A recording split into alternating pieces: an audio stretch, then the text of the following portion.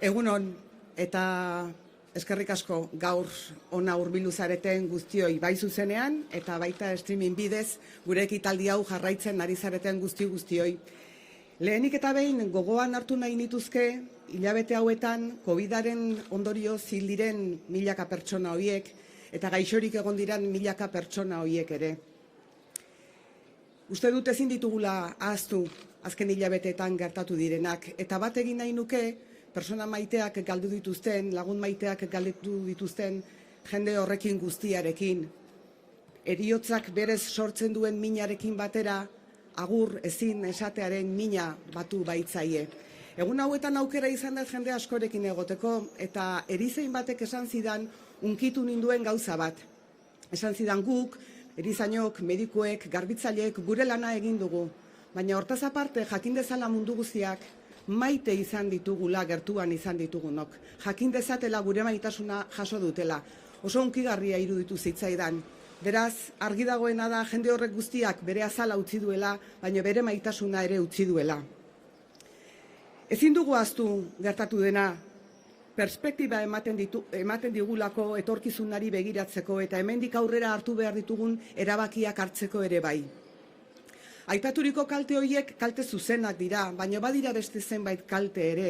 Lana galdu duen jendea, erteetan dagoen jendea, alabak eta semeak etxean dituztela lan egin behar duen jendea, hainbat eta hainbat milaka irakasle goizetik gauera bere lan moduak aldatu behar izan dituztenak, euskal presoak, bisitarik gabe geratu diren preso horiek danak ere kontuan hartzeko pertsonak dira eta ahaztu nahi ez ditugun pertsonak dira.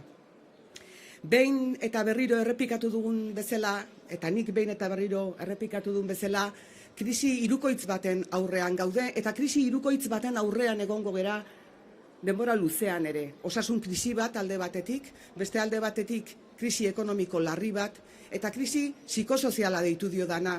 Alde batetik guztiok konfinatuta xok handi bat pasa dugulako, sekula ezagutu ez dugun moduko xok handi bat pasa dugulako. Eta krisi sozial honi buruz gehiago ere hitz egin nahi nuke. Beste ordezkari batzuk betiko inertziak jarraikiz aurreko zikloetatik eratorritako erantzunak ematen jarraitzen dutelako. Eta iruditzen zaigulako beste erantzun berri batzuk eman behar dizkiogula jendeari.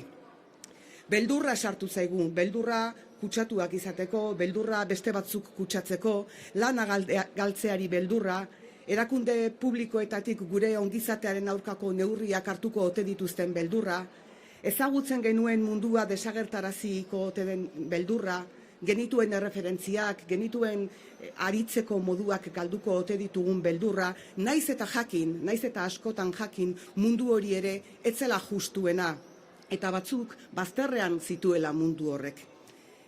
Beldurra izan dugu tarte askotan, baina feminismotik badakigu ez dugula beldurrik izan behar. Ez dugula beldurrarekin bizi nahi eta ez garela beldurrarekin biziko. Hori badakigu. Etxean bilabete pasa ditugu gehienok, herritar gehienok konfinamentua bizi izan dugu. Alor pertsonalean gure bizitzan garrantzitsua, desiragarria eta alboragarria denaz pentsatzeko tarte bat izan dugu bilabete hauetan.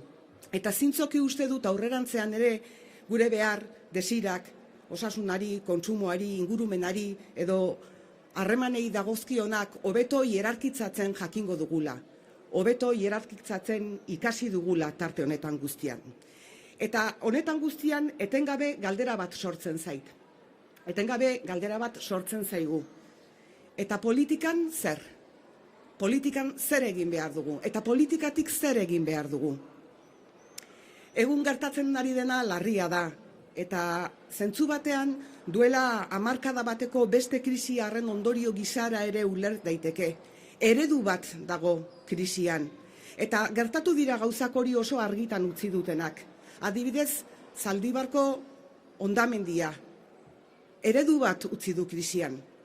Bide batez, Alberto Sololuze eta Joaquin Beltran gogora ekarri nahi nituzke, eta beraien senitartekoei gure elkartasuna berriro ere erakutsi, eta esan ez ditugula ahaztuko, ez ditugula ahazten eta ez ditugula ahaztuko. Ahazten ez ditugun bezala, urtea hasi zanetik hona, Euskal Herrian lanean hil diren 33 beharginak, ez ditugu ahaztuko. Behin eta berriro errepikatzen dut, lana eta heriotza binomioa aldatu egin behar dugula.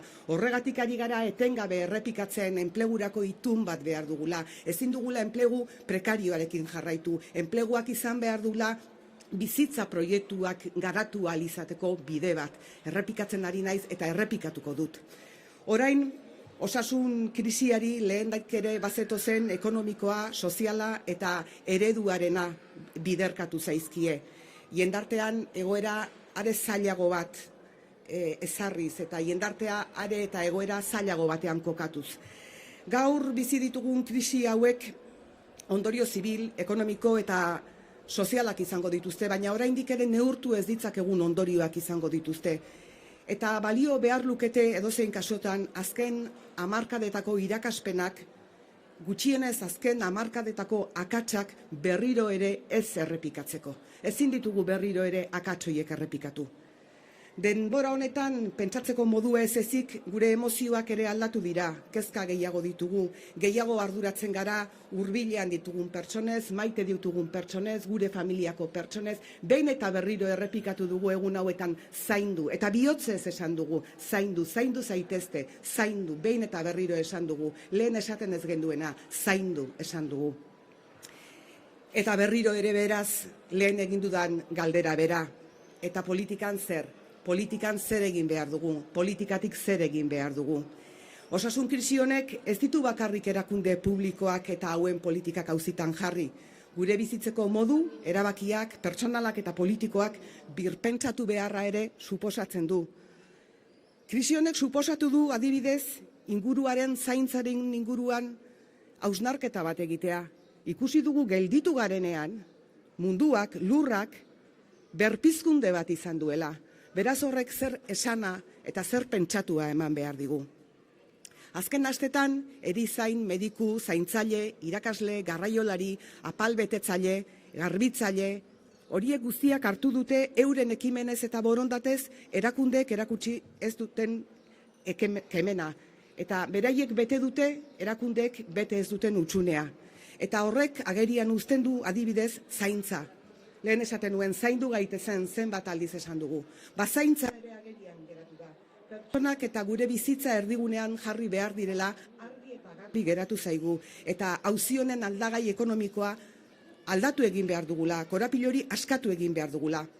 Bestetik, erakunde politikoak ongizate komunaren bilaketara lerratu behar direla agerian geratu da, interes klientelarrak alde batera utzita, interes klientelarrak abandonatuta, beste erabateko politika egin behar dugula.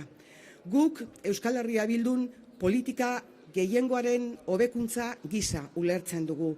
Arduratsu eta eraikitzaile aritu gara eta arituko gara. Eta horren lekuko da gobernatzen dugun herrietan erakutsi duguna. Hemen Oñatin, edo Errenterian, edo Azpeitian, edo Arrigorriagan, edo Galdakaon erakutsi duguna. Gertutasuna pertsonen beharrei lehenengo momentutik irtenbideak aurkitzeko nahia. Eta egin dugu eta lortu dugu eta horrek erakusten du beste era batera ere gobernatu daitekeela. Madrilen Alderdi Popularraren lan erreforma atzera botatzeko akordioaren bidez, sekulako bide bat zabaldu dugu milaka eta milaka langilerentzako. Gasteizko legebiltzarrean ere lan asko egin ditugu, bai urteetan zehar adibidez etxe bizitza legea datorkit burura, baina bai azkeneko hilabete hauetan ere erteetan dauden pertsonentzat, edo violentzia matxista pagiratzen duten emakumeentzat, edo autonomoentzat, orain soluzioak behar dituzten pertsonentzat irtenbideak aurkitu nahian aritu izan gara. Jendea kezkatuta eta urduri dago lanarekin, ohitura aldaketekin, ekonomian igertzen duenarekin eta gertatzen ari den erorialdiarekin, erakunde publikoen jarrerarekin, eta politika jendearen emozioak eta sentimenduak, nahiak eta beharrak ulertuta eta haiekin gerturatuta eta haiekin empatizatuta egin behar dela pentsatzen dugu Euskal Herria Bildutik. Ez da arrogantzien garaia, ez da inertzien garaia, beste politika batzuk egiteko garaia da, beste urrats batzuk emateko garaia da. Eta beste gauza oso garrantzitsu bat, herri bezala aritzeko garaia da. Horregatik diogu ezkerreko eskuz eta burujabetzatik eraiki behar dugula herri hau. Krisi honek agerian utzi dituen beste batzuen artean, argi utzi duelako krisiei erantzuteko estatu bat izatea ezinbestekoa dela. Hori orain arte ikusi dugu eta oraindik ere ikusiko dugu, Europatik datozen funtsekin eta beste mila konturekin, estatu bat behar dugu gure herritarrei behar bezalako erantzuna eman ahal izateko. Eta testu inguru honetan, uztailaren 12an Eusko Legebiltzarreko hauteskundeak izango dira. Gauza bat esango dizuet. Baldintzak direnak direla ere, prest gaude. Prest gaituzue. Lehenengo militantetik hasita eta gainerako guztiak pasata eta niganaino, prest gaude erronka honi aurre egiteko.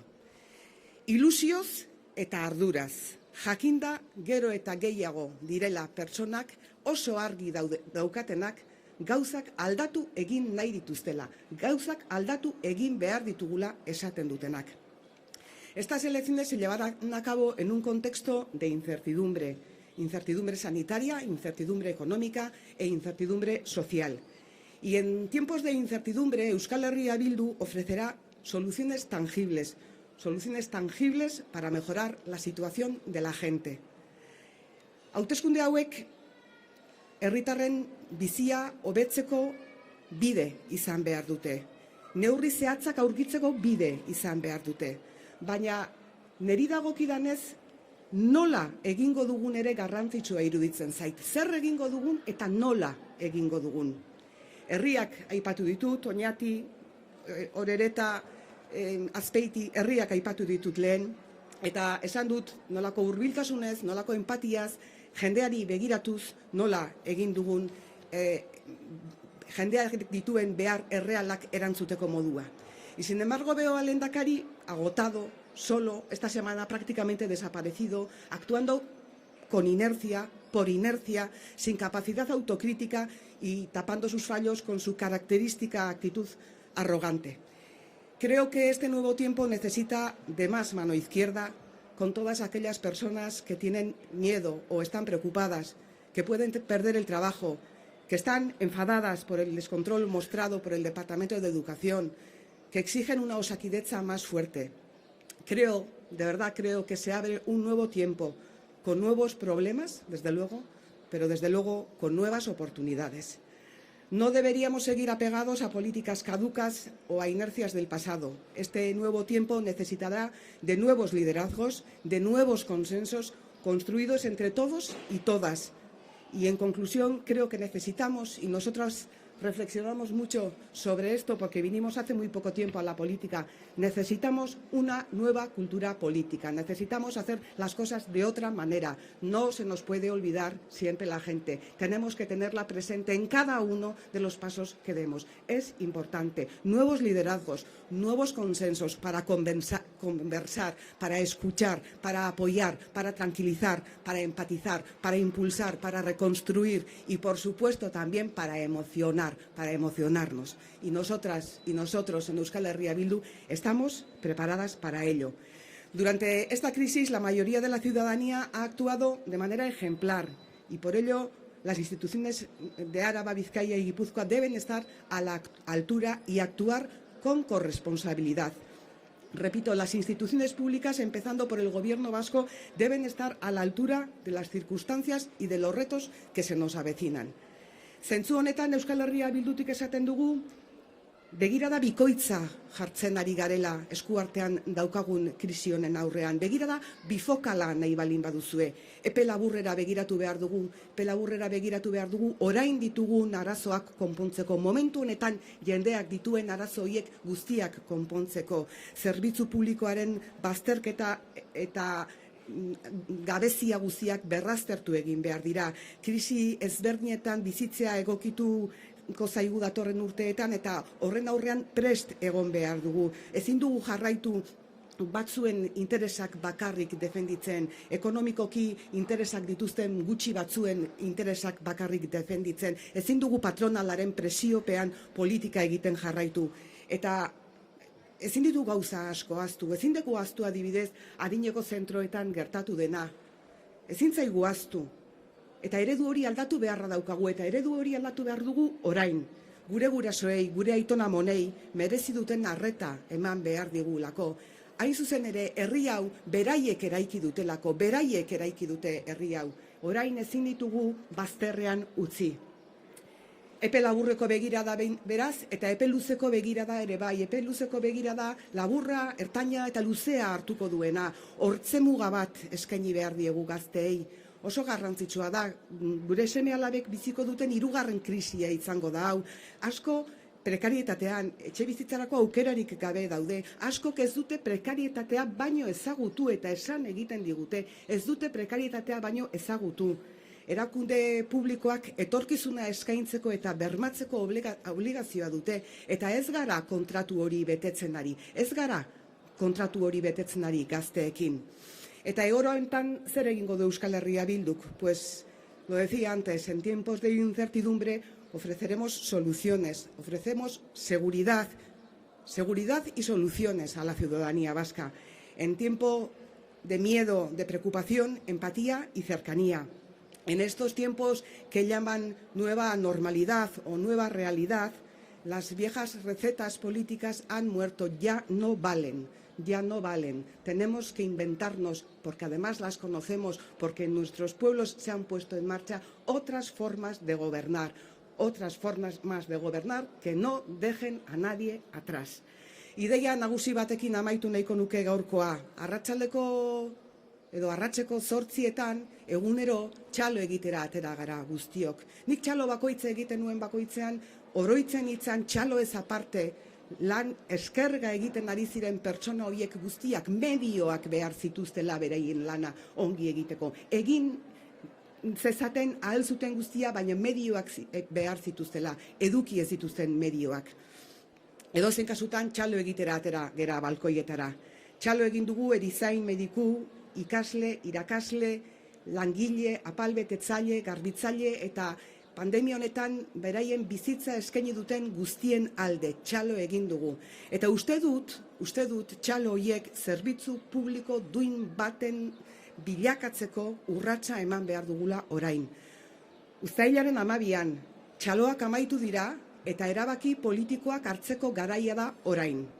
Euskal Herria Bildun argi daukagu, jendearekin gaude eta jendearentzat ari gara.